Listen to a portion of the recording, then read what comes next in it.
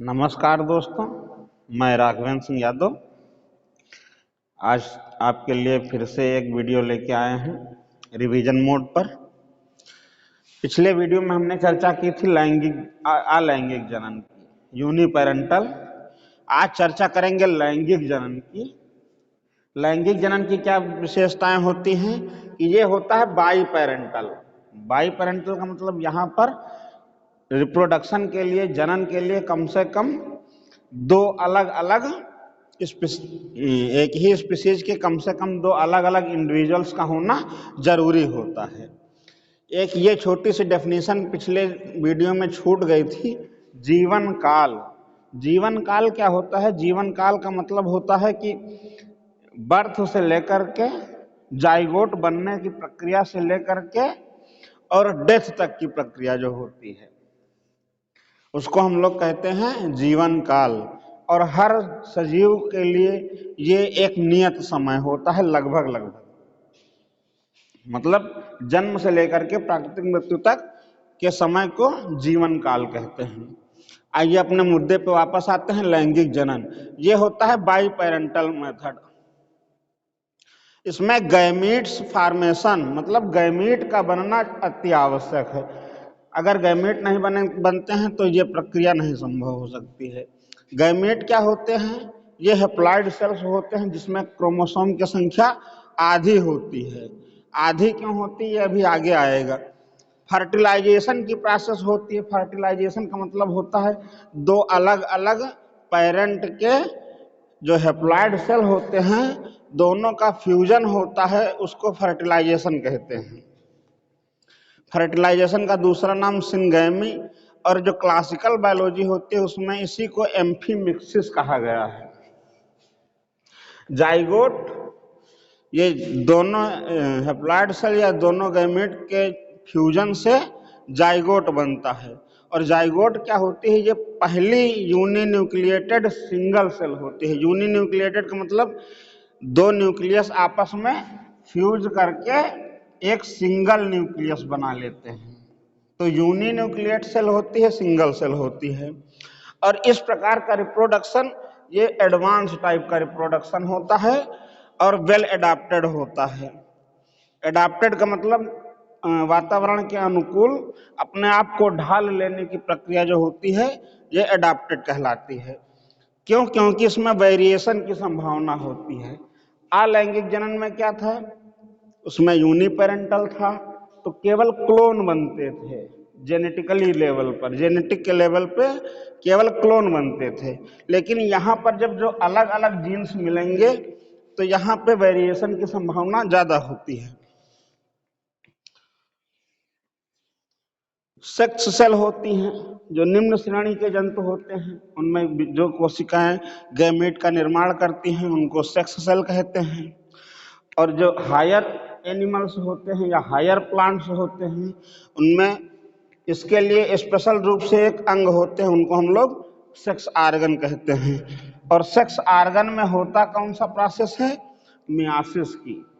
Myiasis एक तरीके का सेल डिवीजन होता है। और जाइगोट का जो आगे चल करके क्लीवेज होता है, मतलब जो डिवीजन होता है जाइगोट का, उसको हम लोग क्लीवेज कहते हैं। क्लीवेज के दौरान बनती हैं जैसे मारुला अवस्था, ब्लास्टुला अवस्था, वो सब आती हैं। आइए देखते हैं सजीव में लैंगिक पूरे जीवन काल में सजीव का जो शरीर होता है उसको हम लोग दो अवस्थाओं में बांट सकते हैं। पहले कहते हैं अपरिपक्व अवस्था और दूसरे कहते हैं परिपक्व अवस्था। अपरिपक्व अवस्था का मतलब होता है प्रीमैच्योर या फिर अनमैच्योर स्टेज। पौधों में अलग होती है, जंतुओं में अलग होती है। जो पौधों में अपरिपक्व अवस्था होती है, प्रीमैच्योर होता है, इसको हम लोग कहते हैं वेजिटेटिव स्टेज। और जंतुओं में जो होता है इसको हम लोग कहते हैं जुवेनाइल स्टेज। ये प्रक्रिया एडवांस तो है, बेहतर भी है, लेकिन जीवन काल में इसमें यह समय लगता है। टाइम टेकिंग प्रक्रिया होती है ये, जिसमें शिशु होता है, शिशु मैच्योर होता है, मैच्योर होने के बाद एडल्ट होता है, एडल्ट होने के बाद जब वो परिपक्व हो जाता है और जनन करने में सक्षम हो जाता है, तब उसको कहते हैं परिपक्व अवस्था। जंतुओं में जुवेनाइल स्टेज कहलाता है और पौधों में वेजिटेटिव स्टेज कहलाता है।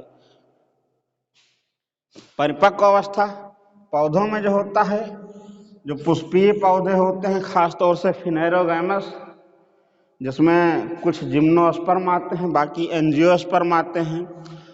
तो ये जो पुष्पीय अवस्था होती है, पुष्प आने से पहले की जो प्रोसेस होती है उसको कहते हैं वेजिटेटिव स्टेज, और जो पुष्प आने की होती है तो उसको हम लोग कहते हैं परिपक्व अवस्था या मैचुरेशन स्टेज। पुंकेसर मेल गैमेटोफाइट बनाता है, मेल गैमेटोफाइट जर्मिनेट करता है तो मेल गैमीट बनाता है, जिसको हम लोग ये मेल गैमीट बनने की जो प्रक्रिया होती है इसको हम लोग कहते हैं माइक्रोस्पोरोजेनेसिस। माइक्रोस्पोर बनते हैं। स्त्री केसर में ओवरी होता है, ओवरी से मेगास्पोर बनते हैं। मेगास्पोर बनने की प्रक्रिया को मेगास्पोरोजेनेसिस कहते हैं।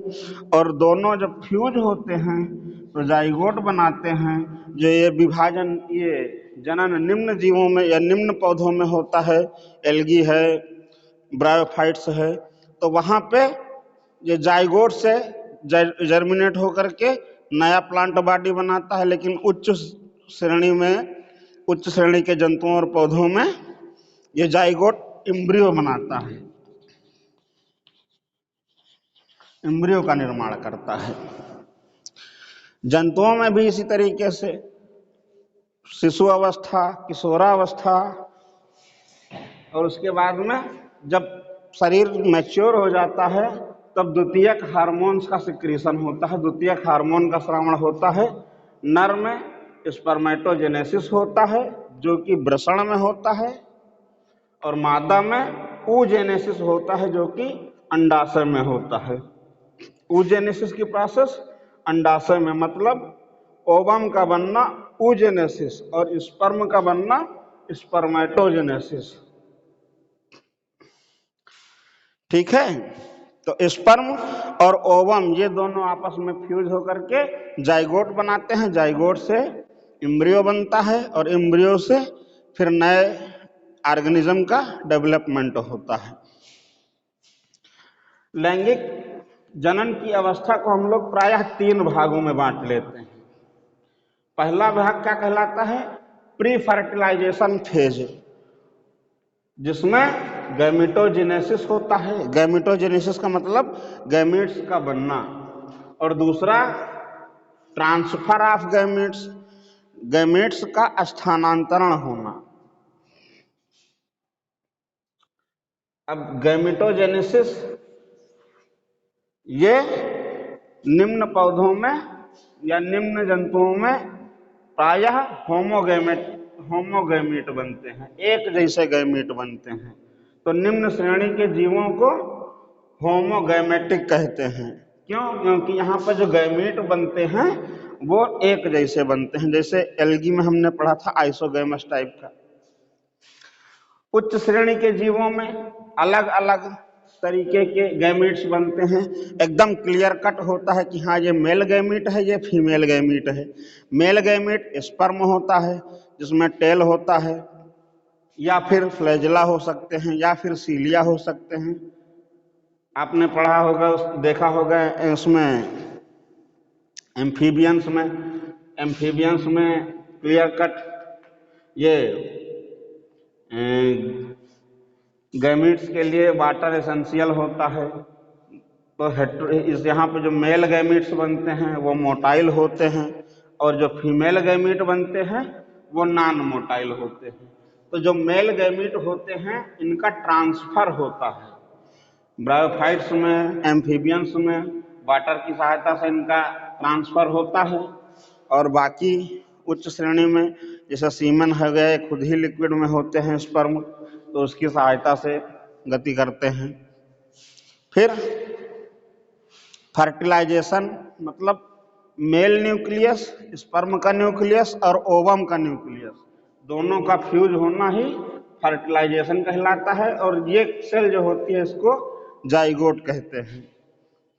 आपने देखा होगा प्रायः कि ओवम जो होता है या फीमेल या एग सेल होती है, यह प्रायः बड़ी होती है, इसमें न्यूट्रिटिव पदार्थ ज़्यादा होते हैं, इसलिए यह नॉन मोटाइल होती है। और जबकि मेल में न्यूट्रिटिव पदार्थ कम होते हैं, साइटोप्लाज्म कम होता है, साइज में छोटी होती है, मोटाइल होते हैं।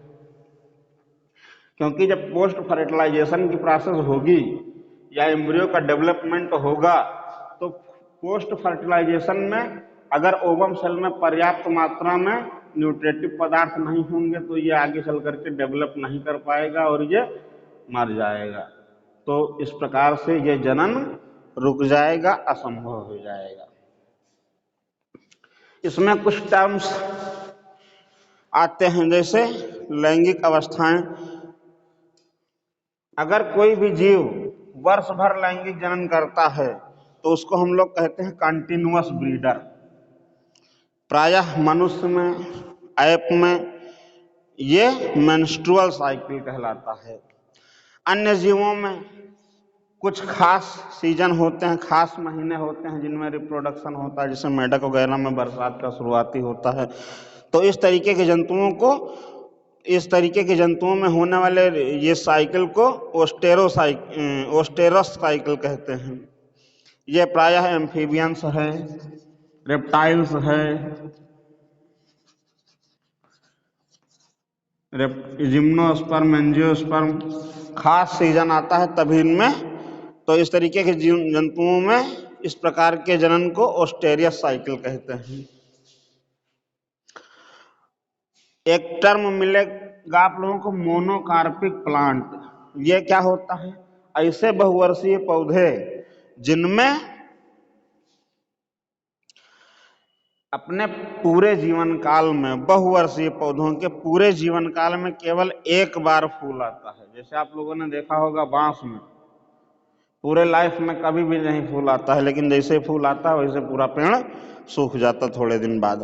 तो इस तरीके के प्लांट को मोनोकार्पिक प्लांट कहते हैं। ये इसके अलावा आप लोगों ने देखा होगा नीलगिरी पर्वत की पहाड़ियों में एक आता है स्ट्रोबाइलैंथस कुंथियाना, जिसके लाइफ में केवल एक बार फ्लावर आते हैं और फ्लावर आने के बाद में वो खत्म हो जाते हैं।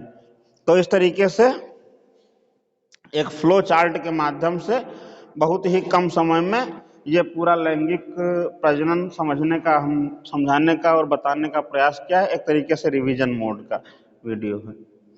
अब इसके बाद में हम आप लोगों से मुलाकात करेंगे अगली वीडियो लेकर के नए सत्र में। तब तक के लिए आप लोग देखिए और इस चैनल को सब्सक्राइब कीजिए और लोगों में और जो आप लोगों के साथी हैं उनमें भेजने का प्रयास कीजिए। धन्यवाद।